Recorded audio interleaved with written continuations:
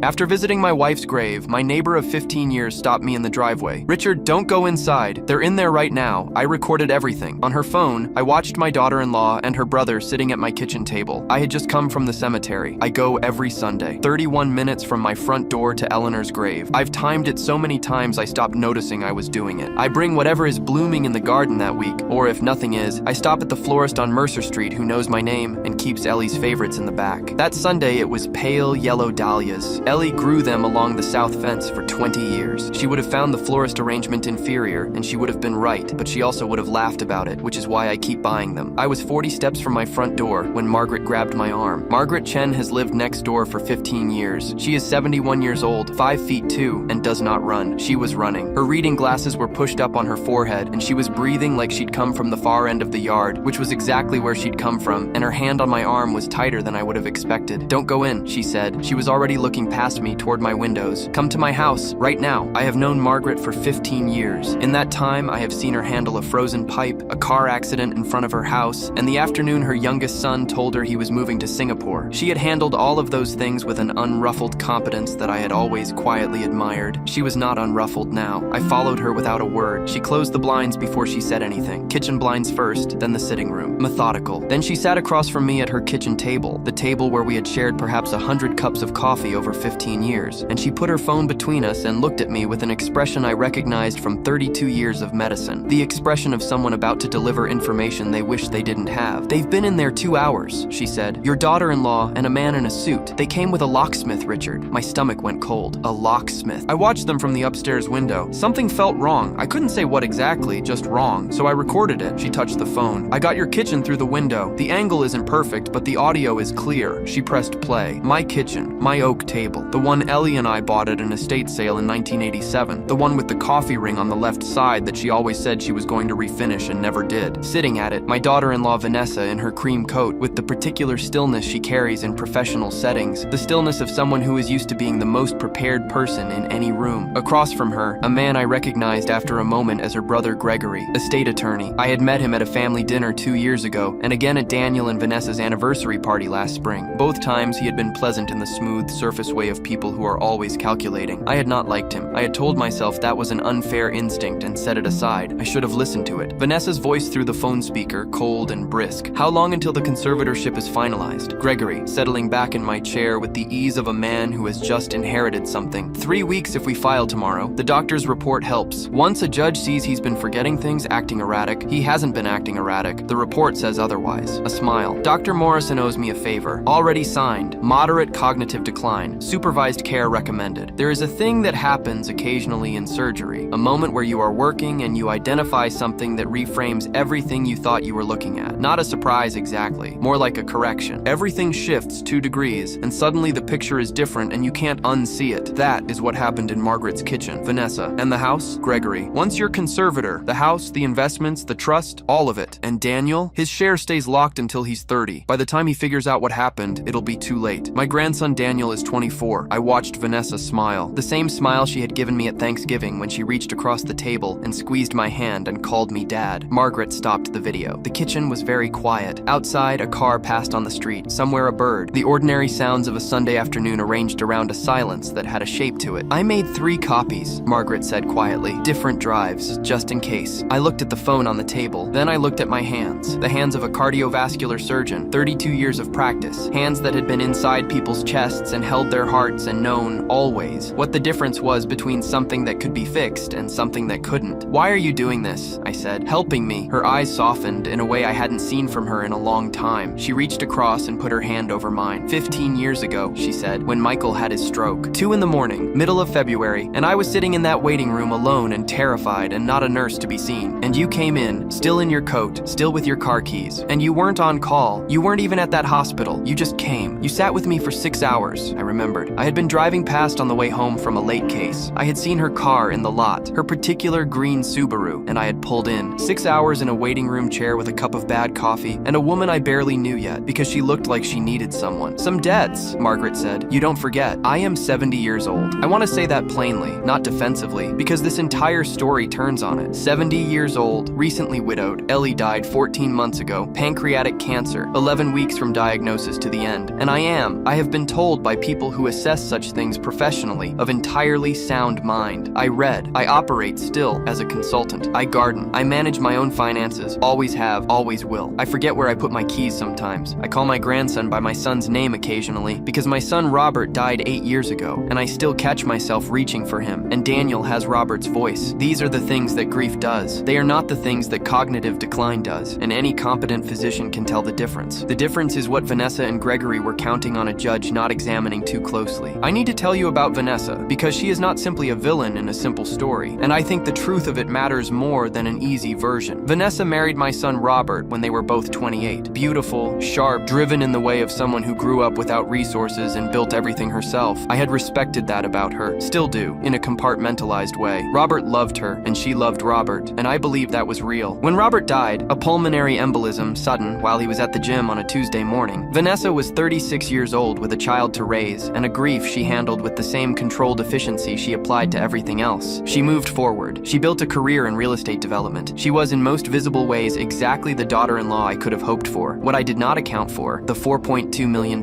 my estate. The house I built with my career, the investments I had managed carefully for 40 years, the trust Ellie and I had set up to pass properly to Daniel. I had never hidden any of this from family. That was not my way. And so Vanessa had always known the approximate shape of it, the way you know a landscape you see every day without calculating its exact dimensions. After Ellie died, I think the landscape started looking like something different to her. I don't know precisely when she brought Gregory into it. I don't know how long the plan had been developing. What I know is what Margaret's camera showed me and what the cameras I installed afterward recorded, and that is enough. I did not go home that night. Margaret offered her guest room. I thanked her and declined, because I needed to think without the weight of anyone's presence, even a kind one. I drove to the Marriott near the airport, paid cash, gave a name that was not mine at the front desk, which produced no difficulty because I am a 70-year-old man in a good coat, and no one scrutinizes 70-year-old men in good coats. I sat on the edge of the bed in room 314, and I did not turn on the television, and I did not call anyone for 45 minutes. I thought about Eleanor, about the way she approached problems, calmly, completely, without the noise of ego interfering with the work. She had been a better strategic thinker than me in most respects. I had always known this. I had sometimes wondered if she knew I knew. I thought, what would Ellie do? She would build the case first. She would not confront until she had everything. I picked up my phone. My first call was to Dr. Patricia Newton. Patricia Newton, MD, PhD. It was a board-certified geriatric psychiatrist with 20 years of practice, who I had known professionally since we were both fellows at the same hospital in the 90s. She is one of the most rigorous cognitive assessment physicians in the Pacific Northwest, and more relevantly, she is the specific sort of person who becomes angry when she hears that a colleague has signed a fraudulent medical report. I called her at 9:15 p.m., and she answered because she always answers, and I explained the situation in the language we both spoke, precise, clinical, without decoration. She said, I can see you first thing tomorrow, full evaluation, 4 hours. You'll have the report the same day. I said, thank you. She said, Morrison. Which Morrison? I told her. There was a pause. Then she said something under her breath that I won't reproduce here, and she said she'd see me at 8 a.m. My second call was to Thomas Reeves. Thomas Reeves has been my attorney for 25 years. He is 63, steady and methodical in the way of someone who learned early that the law rewards patience. And he is the kind of man who, when you call him at 9:30 on a Sunday evening with a situation of genuine complexity, says go ahead and means it. I talked for 12 minutes. He did not interrupt. When I finished, he said, what you're describing is elder abuse, medical fraud, and document forgery. The conservatorship filing alone, if it contains a fraudulent medical report, is a felony in this state. How long do we need? 2 weeks to build something solid. If you can get me the camera footage Margaret has, and if we can get comparative medical documentation. Dr. Newton is evaluating me tomorrow. Full workup. A pause. Richard, are you all right? I thought about Ellie's grave with the yellow dahlias, about the oak table, about Vanessa's voice. He's been forgetting things, acting erratic, precise and cold. I will be, I said. Let me build this first. He said, 2 weeks. At 3 a.m., I drove back to my house. The locksmith they had used had changed the front and back locks. I have a background in building and renovation that my daughter-in-law had no reason to know about, and I have kept since the 90s a locksmith contact who has done work for me and for several of my colleagues over the years. I called him at a number I had memorized. He arrived at 3:20 a.m. with the discretion of a professional who has learned not to ask questions about hours, and by 3:45 a.m. I was back in my own house with new locks that only I had keys to. Then I installed the cameras, 4 of them, Reolink models, wireless, feeding to an encrypted NAS server in the garage crawl space where they would not be found by anyone who didn't know to look. I positioned them for audio as well as video, one covering the kitchen and the dining room, one in the hallway, one in the sitting room, one with a view of the front entry. I had the system streaming streaming to an app on my phone within 2 hours. I went back to the hotel before dawn. I watched my own living room from room 314. The footage from the first day, nothing. Vanessa tried her new key at 10:15 a.m. and found it didn't work. I watched her try it 3 times, then stand on my front porch and look at the door with an expression I had never seen on her before. Not the composed professional face, not the warm daughter-in-law face, but something much older and less managed. A flash of calculation working out what the dead key meant. She called someone. Gregory, I assumed. Then she left. Day 2. Vanessa's voice on the phone in my kitchen, clearly not knowing I had given her access through the back window I had deliberately left unlocked because I wanted to see what she did when she got in. He hasn't come home. Do you think he figured it out? And Gregory's voice through the speaker, comfortable and dismissive. Impossible. The old man doesn't suspect a thing. The old man. I am a retired cardiovascular surgeon with 3 decades of practice, a published researcher, and a man who has been navigating difficult information his entire professional life. I sat in room 314 at 8:47 p.m. watching this on my phone and I thought, the old man. I saved the clip. I backed it up in 3 locations. I sent a copy to Thomas Reeves. His text back, Exhibit C. Good evening, Richard. Day 8. Both of them in my sitting room. Drinks poured. My scotch I noticed from the cabinet above the refrigerator. Gregory's voice. How much is the estate worth? And Vanessa, precisely, 4.2 million, including the house. Gregory. And my cut? Vanessa. 30%, like we agreed. Gregory raised the glass. Not bad, he said, for a few forged signatures and a confused old man. I watched him take a sip of my scotch. I noted the timestamp. I saved the clip. I sent it to Reeves. His response arrived 11 minutes later with a single word. Perfect. Dr. Newton's evaluation report ran 19 pages. She assessed language function, executive function, memory, processing speed, visuospatial ability, and emotional regulation across a 4-hour session that I found, honestly, somewhat tedious but not difficult. At the end of it, she walked me through the results with the directness I had always appreciated in her, then sat back and looked at me. Your scores are in the 91st percentile for your age cohort, she said. Across all domains, she paused. Whoever signed the Morrison report was either catastrophically incompetent or committed fraud. Based on what you've described, I know which. She submitted her formal assessment to Reeves as Exhibit A. She also filed a formal complaint against Dr. Morrison's medical license with the state licensing board, which is not something I had asked her to do, and which she did entirely on her own professional judgment. He used my field to enable the abuse of a patient, she said when I asked. That's not something I'm able to let pass. The licensing board investigation began within 5 days. Meanwhile, Reeves had identified 3 separate legal violations in the conservatorship filing Gregory had prepared. The fraudulent medical documentation was the most obvious, but there were 2 others: a misrepresentation of my financial competency based on fabricated documentation, and an undisclosed conflict of interest in the court filing. Gregory had not disclosed his relationship to the petitioner, which in conservatorship proceedings is required. 3 independent grounds for dismissal, 3 separate felonies in various stages of commission. We could move now, Reeves told me on day 11. We have enough. Not yet, I said. I want the conversation about the split on record. I want Gregory explicitly on camera agreeing to the fraud. Richard, 2 more days. He let out a breath. 2 more days. I called Daniel on day 13. Daniel is 24 years old, Robert's son, built like his father, but with Vanessa's precision and Robert's warmth mixed in a way that made him, from the moment he was born, the most essentially decent person I have ever known. He is in his 2nd year of graduate school, studying environmental engineering, living in the apartment I helped him furnish when he started. He calls me every Sunday evening, and he calls me grandpa in the slightly formal way of a young man who was raised by parents who valued formality. And when I call him out of the blue on a weekday afternoon and ask him to come over, he comes. He arrived 40 minutes later, looking nervous in the way he always looked nervous when he suspected something was wrong with me. The careful eyes, the way he stood slightly closer than necessary. He is the kind of person who has always been attentive to people he loves and doesn't quite know what to do with the attentiveness. I sat him down. I put the tablet on the table between us. I pressed play. I watched his face. I have delivered difficult news to families my entire career. I have sat across from spouses and parents and children and told them things that changed their lives in a single sentence. And I have learned to read what happens to a face when something arrives that it cannot immediately process. Daniel's face went through it in stages. First confusion because he was hearing his mother's voice, and his mother's voice was saying things that did not fit into the category of his mother. And then something that was trying to be disbelief but kept running into the clarity of what he was hearing. And then the collapse. He couldn't look at me when it ended. I didn't know, he said. His voice was wrecked. I swear to you, Grandpa, I didn't know any of it. I know, I said, and I did. I had watched 14 days of footage. Daniel appeared in none of it. The conservatorship, she's filing it to take... He stopped. Tried again. She was going to lock me out until I was 30. She was going to take everything and I wouldn't even... Yes. He put his face in his hands. I let him be there for a moment. Then I said, Daniel, I need something from you. He looked up. Go home. Act normally. Let her believe nothing has changed and I am still the confused old man who hasn't come home and doesn't know what she's doing. I looked at him steadily. can you do that? He wiped his face with the back of his hand. The jaw went tight. Robert's jaw, the same set Robert had when he had made a decision. Yes, he said. Tomorrow night, I said, your mother is going to walk into my living room. She's going to expect to find a disoriented old man with no resources and nowhere to turn. I paused. Instead, she will find my attorney, a detective from Seattle PD, and a television playing the last 14 days of her conversations in my house. Daniel stared at me. Grandpa. His voice had changed. A different register. Something between awe and the particular feeling of realizing someone you love is not who you thought they were, in a better direction than you expected. How long have you known? I picked up my phone and showed him the first camera alert. Time-stamped the afternoon they changed my locks. Less than 4 hours after I sat in Margaret's kitchen and watched the video. From the beginning, I said, I have been letting them construct the case against themselves. He was quiet for a long moment. Does she suspect anything? I looked at my phone. Vanessa had texted me that morning. Warm, careful, the daughter-in-law voice. Richard, we haven't heard from you. Are you all right? Daniel and I are worried. I turned the screen toward him. She just asked if I'm okay, I said. Detective Carolyn Haas has been with Seattle PD's Financial Crimes Unit for 11 years. She was assigned to the case after Reeves made the formal report and had spent 4 days reviewing the evidence before she called me. She was 43, unhurried, and she had a quality I recognized from my own practice, the ability to be in possession of very significant information without wearing it on her face. Mr. Hargrove, she said, on our second call, I want to be transparent with you. The documentation you've provided, combined with Dr. Newton's assessment and the camera footage, is sufficient to open formal criminal investigation. The conservatorship filing is fraudulent, the medical report is fraudulent, and the recorded conversations constitute admissible evidence of conspiracy to commit financial elder abuse, which in this state is a felony with enhanced sentencing. Both subjects are exposed. Gregory as well. Gregory Marsh is exposed to greater liability in some respects than your daughter-in-law. He is a licensed attorney. The ethical violations compound the criminal ones. The Bar Association has already been notified. I thought about that for a moment. Gregory, who had sat in my chair and drunk my scotch and called me a confused old man. I'd like to be present, I said, when they're confronted. Haas was quiet for a moment. That's unusual. I understand. But this is my home, and this is my life, and I have arranged with some care for this moment to occur in a controlled setting. I am not asking to conduct the confrontation. I am asking to be in the room. Another pause. We'll position 2 officers at the exits before they arrive, she said. You and Mr. Reeves will be present, but you will let me lead. If the situation changes, you follow my direction immediately. Understood. And Mr. Hargrove, the footage will play on the television as you described from the moment they enter the room. A beat of silence. Then, professionally, all right, I want to tell you the confrontation was dramatic, clean, that Vanessa walked in and looked at the screen and the mask fell and the truth came out in a rush of admission. It wasn't quite like that. She came in at 7:15 p.m. Gregory was with her. I had arranged through Daniel for him to be there. A casual suggestion to Vanessa that she might want Gregory's legal guidance, given that Richard has been behaving strangely. They both walked in with the composed ease of people who believe they are in control of the situation. The television was already playing. Day 2 footage. Vanessa's voice through the speakers of my own living room television. He hasn't come home. Do you think he figured it out? Gregory's laugh. Impossible. The old man doesn't suspect a thing. Vanessa stopped walking. It is one of the more significant things I have witnessed in a life that has included many significant things. The exact moment a person understands that the ground they have been standing on does not exist. She went very still. Her eyes moved from the television to me, to Reeves, to Haas, who stepped forward then, badge in hand, with the unhurried authority of someone who has done this many times. Gregory took a step back toward the door. The officer positioned there said quietly, Sir? Gregory stopped. Vanessa Hargrove, Haas said. I am Detective Haas with Seattle PD Financial Crimes. You are being detained for questioning in connection with fraudulent conservatorship filing, conspiracy to commit financial elder abuse, and document forgery. You have the right to remain silent. I had expected, I think, something explosive. The full exposure of the person I had not known was there. What I got instead was something smaller and more terrible. Vanessa looked at me, not calculating, not performing, just looked at me, with an expression I had not seen on her face in 8 years of knowing her, which was the expression of someone who is standing in a thing they built and watching it come down. I needed to protect Daniel, she said. Her voice was even, still controlled, even now. After Robert died, the estate was always going to go to you and then to him, and I was just adjacent to it, always adjacent. I built a life, and I was still just, you could have talked to me, I said. She looked down at the floor. I know, she said quietly. I know that. It is the only moment in this entire story that I have not been able to fully process, and I say that honestly. Whatever else she was, and whatever she did, and whatever the next chapter of her legal life looked like, in that moment, I believed her. Not as an excuse, not as a reason to change what was happening, but as a human truth. She had been afraid, and afraid people do not always do the thing that makes sense. Robert would have been heartbroken. Gregory, for the record, said nothing at all. He asked for his attorney before Haas had finished the Miranda warning. Here is what followed in the direct sequence. Gregory Marsh, JD, was charged with 4 counts: conspiracy to commit elder financial abuse, filing a fraudulent legal document, suborning perjury in the fraudulent medical report, and professional misconduct. He surrendered his law license during the proceedings rather than face disbarment. He accepted a plea agreement that included 32 months in a state correctional facility and 5 years of supervised release. Vanessa Hargrove was charged with 3 counts: conspiracy to commit elder financial abuse, filing a fraudulent conservatorship petition, and first-degree forgery in connection with the insurance policy modification. A discovery: Reeves's financial review had turned up in week 2. She did not take a plea. She went to trial. The jury took 11 hours. She was convicted on 2 of the 3 counts and sentenced to 14 months with 3 years of supervised probation and permanent removal from any trustee or conservator role. Dr. Morrison lost his medical license. The state licensing board moved quickly once Newton's formal complaint was combined with Haas's investigation. His practice was closed by the end of the year. The conservatorship petition was dismissed with prejudice. Daniel was there for all of it. Every hearing, every filing, every date. He sat beside me in the courtroom, and he did not look away from his mother, even when it was hard, which it was, every time. He has Robert's quality that way, the willingness to be present for difficult things instead of protecting himself from them. When the verdict came down, he put his hand on mine, and he didn't say anything, which was exactly right. He is living in the house now, in the upstairs room that was his father's as a boy. He is finishing his degree. He comes home for dinner on Tuesdays and sometimes Thursdays, and on Sundays we both go to the cemetery. Robert's grave is 30 meters from Eleanor's, and we stand there for a while in the way of people who have learned that grief does not require any particular activity. Margaret and I have coffee every Wednesday morning. We have done this since all of it ended. It started as a check-in and became a habit, and is now simply the thing we do. She is, at 71, one of the sharpest people I know, and she has a dry wit that Ellie would have appreciated enormously. Sometimes I think about what would have happened if she had not been at her upstairs window that afternoon, if she had not felt the thing that felt wrong, if she had let her curtain fall. I have thought honestly about what my life would have looked like from the other side of a fraudulent conservatorship, trapped in the architecture of a lie about my own mind, stripped of my house and my trust and my freedom by 2 people eating my food and calling me dad, while Daniel waited, unknowing, a decade away. I have thought about it. I do not spend long with it, because here is the truth. They had assessed me and concluded I was manageable, that my age was a vulnerability, that my grief over Eleanor was a lever, that a confused old man would not look carefully, would not build quietly, would not know how to dismantle a thing that had been built against him. They were 32 years of surgery and 50 years of careful attention wrong. I visited Ellie last Sunday. Yellow dahlias from the florist on Mercer Street. I told her what happened, all of it. She would have had opinions. About Vanessa, about Daniel, about my methodology. She always said I was too methodical, that I turned everything into a procedure. She would have said that, and then she would have admitted the procedure worked, and we would have argued pleasantly about it for 45 minutes over dinner. I miss her, but I know what she would have said about all of it in the end. She would have said, "You paid attention." She would have said, "That's what you've always done." She would have been right.